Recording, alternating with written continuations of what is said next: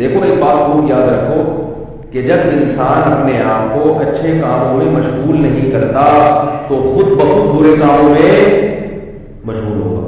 جو لوگ کہتے ہیں ہم سے گناہ نہیں چھوٹتے، ہم سے یہ الٹا کام نہیں چھوٹتا ہوگا، آپ بھائی فارغ کیوں بیٹھتے ہو؟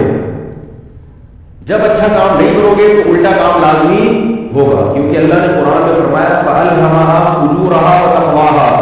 اللہ نے انسان کو دو راستے دیے، گناہ کا اور نیکی کا. سے پتہ چل درمیان کا راستہ نہیں ہے. یا تو نیک بنو گے، نیک نہیں بنے تو کیا بنو گے؟ گناہ گار بنو گے. انسانوں میں یہ نیوٹرل والی نسل نہیں ہے کہ نہ یہ اچھا ہے نہ یہ برا ہے، بس یہ ویسے ہی ہے. ویسے ہی کوئی نہیں ہوتا، یا تو اچھا ہوتا ہے یا برا ہوتا ہے. تو اگر اچھے نہیں بنو گے تو خود بخود کیا بن جاؤ گے؟ برے بن جاؤ. تو اچھا بنانے کے لیے اپنے آپ کو نیکی کے کاموں میں مشغول رکھنا پڑے گا.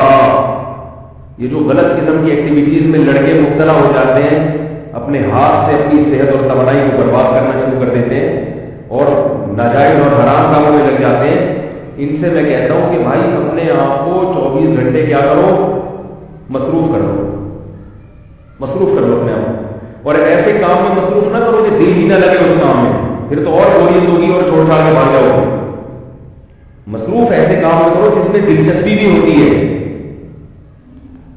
نماز تو پڑھنی ہے 5 ٹائم، اس میں مصروفیت تو نکالنی ہے، وہ تو مزہ آئے نہ آئے. ایک اور مصروفیت ہے روزہ. روزے میں 2-4 دن تکلیف ہوگی، اس کے بعد انشاءاللہ عادی ہو جاؤ گے، پھر روزہ رکھنے میں مزہ آنا شروع ہو جائے گا. اتنا اسٹیمنا بڑھتا ہے انسان کا، بھوکا پیاسا رہنے کی عادت پڑتی ہے. اور اگر روزہ رکھنا مشکل ہے اور کسی اچھے کام میں لگا لو اپنے آپ کو، کسی جو ہے نا وہ کسی علمی کام میں لگا لو کہ کچھ سیکھنا شروع کر دو. کچھ نہیں تو انگلش لینگویج ہی سیکھنا شروع کر دو، عربی لینگویج سیکھنا شروع کر دو، کسی سینٹر میں ایڈمیشن لے لو، کچھ آگے بڑھنے کی کوشش کرو. اور جوان آدمی ہو روزانہ ایکسرسائز کرے، اپنے آپ کو ایکسرسائز میں اتنا تھکا دے کہ جب بستر پہ شام کو سونے کے لیے لیٹے رات کو تو بس لیٹتے ہی اس کو نیند آ جائے. کیونکہ آج کل جسمانی ورزش نہیں ہے اور انڈے پراٹھے اسی حساب سے کھائے جائیں.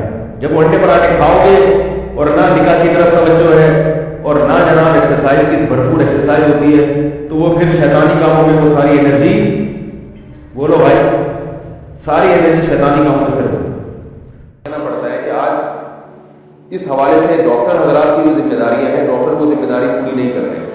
ڈاکٹر ہمیں یہ تو بتاتے ہیں کہ سگریٹ کے کیا نقصانات ہیں. سگریٹ کے ہر ڈبے پر لکھا ہوتا ہے کہ خبردار تمباکو نوشی صحت کے لیے مضر ہے. لیکن ڈاکٹر حضرات یہ کیوں نہیں واضح کر رہے کہ خبردار بے حیائی آپ کی صحت کے لیے سگریٹ سے بھی زیادہ نقصان دہ ہے. بہت ہی حیرت ہوتی ہے کہ جو ڈاکٹروں کی ذمہ داری تھی وہ کام اب علماء کے ذمہ لگا دیا گیا ہے. یعنی علماء اس پر بات کریں کہ آپ کی صحت کو یہ چیزیں نقصان پہنچاتی ہیں. تو میں یہ آپ کے سامنے عرض کروں گا، میں زیادہ لمبی چوڑی بحث نہیں کروں گا، آپ کو ایک یعنی مختصر اور جامع بات آپ کے سامنے رکھوں گا کہ دیکھیے، جب بھی آپ کسی لذت کو غیر فطری طریقے سے حاصل کرنے کی کوشش کریں گے تو آپ میں جو نیچرل ڈیزائرز ہیں وہ خود بخود کم ہو جائیں گے. اس کی میں ایک مثال دیتا ہوں آپ کو. جو لوگ پہلے لوگ کیا کھایا کرتے تھے؟ شہد کھایا کرتے تھے، دودھ پیا کرتے تھے، یہ طاقتی غذائیں صبح و شام استعمال کی جاتی تھی. اب لوگ آ گئے ہیں کافی پر، چائے پر، سگریٹ پر.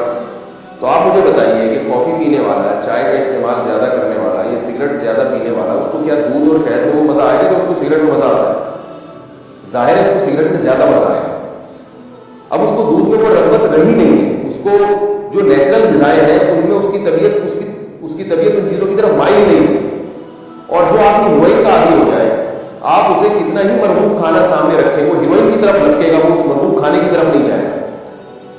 فطرت سے انسان جب ایک دفعہ ہٹتا ہے، یاد رکھیے اس کا فطرت پہ آنا بہت مشکل ہو جاتا ہے اور اس سے اس کی باڈی کو بہت شدید نقصان ہوتا ہے. جو لوگ انٹرنیٹ کے ذریعے خود لذتی کے عادی ہوتے ہیں، اپنی خواہشات اپنے ہاتھ سے اپنے ہی یعنی ذریعے سے پوری کرتے ہیں اپنی خواہش، تو وہ نیچرل جو ہے نا اس کے جو نیچرل ایک پروسیس ہے، قدرت نے ایک مرد کے اندر ایک نیچرل ڈیزائرز رکھی ہیں، وہ ان کے لائف